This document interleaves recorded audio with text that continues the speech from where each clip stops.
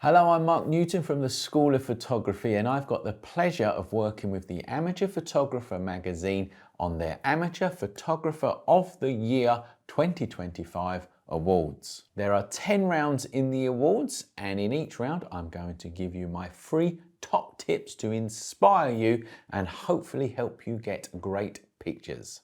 Round 2 is people and portraits, and within the free tips that I'm going to give you for this round, the third one actually blows every other tip out of the water. So let's start with tip 1, which is catch lights. Now, eyes in a portrait are extremely important. It's the first thing that people are going to look at, and arguably it's where the soul of the image lies. And what a catch light does is it puts that little bit of sparkle into the eyes and just gives the whole portrait more interest, particularly if we're looking at headshots, head and shoulders, or any type of close-in type face image. Now, adding a catch light to a portrait is really easy to do. The most easiest is just to have your subject stand near a window, and the window will create a reflection in the eye, therefore giving you a catch light. You can also use flash heads with accessories in a studio like soft boxes or beauty dishes, and that will give you a fabulous catch light as well. And the next one is to use a reflector. These reflectors are really cheap. You can pick them up for about £25 off the internet, and every portrait photographer should have one of these in their kit. And not only will it help you bounce light and fill in shadow areas, it will also give that sparkle to the eyes via a catch light. Now, my second tip is color grading. Now, I have taught tens of thousands of people over the years, and I can tell you now that most of them, when they're starting up in photography, do not color grade portraiture, and they are missing out on so much. Now, color grading as a principle does require you to have some general color theory knowledge, color theory and art knowledge, but it's actually quite easy to pick up. The basic principles of it is that the colors within your scene, within your image, they harmonize, they go together, they don't clash, they don't draw the viewer's eyes into areas of the image where you don't want it to go. And to put it simply, it brings a color balance, a color harmony to your image. Now, it can be done in a few ways. The first way is to actually think about your model and the scene, the environment, the background, etc. Do they all harmonize in their colors? So that can be done via the clothing of the model, the things in the background, the sunlight, is it sunrise, sunset, middle of the day? All of these things are going to affect the color of your image. So if you're setting up a scene, make sure you get the colors right first.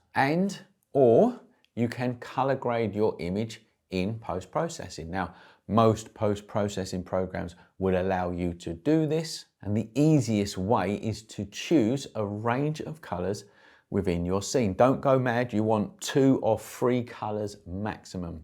And then you add those colors to the highlights, the shadows, and the midtones of your image via the post-processing programs.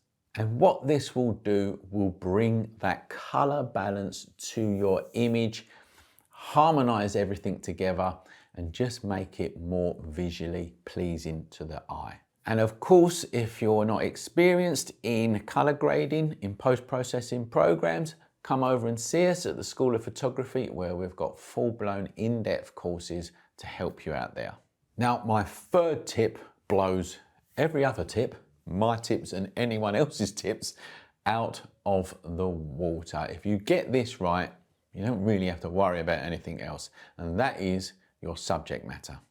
To win this competition, you are going to need to stop people in their tracks. You need people to instantly be asking questions about your image.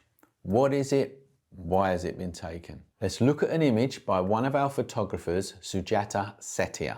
This is a portrait of a young lady called Hannah, and it's from a project that Sujata did called Changing the Conversation. And this project went on to win countless big awards all over the world.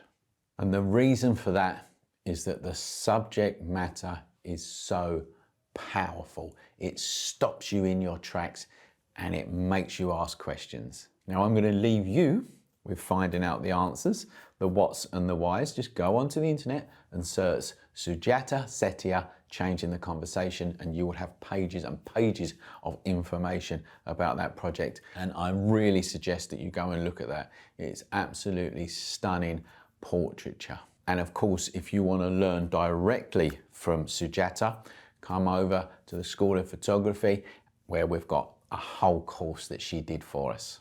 When it comes to subject matter, getting a catch light or anything else don't really matter, because if the subject is powerful, it's gonna stand out. And incidentally, this particular image wasn't taken in a fancy studio or anything like that. It was taken in a living room with a window and a cloth for the floor and just a green background, and that was it, because it didn't need it. It didn't need any fancy equipment. It didn't need any fancy lighting, etc.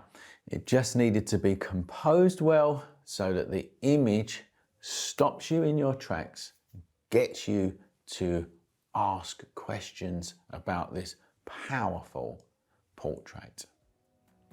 Now, if you want to learn photography or editing, please come over and see us at theschoolofphotography.com and check out our online courses. There is a link in the description of this video which will take you there. Also, if you want to enter the Amateur Photographer of the Year award, there is a link in the description for that as well, and that will tell you all about the competition and prizes. Good luck.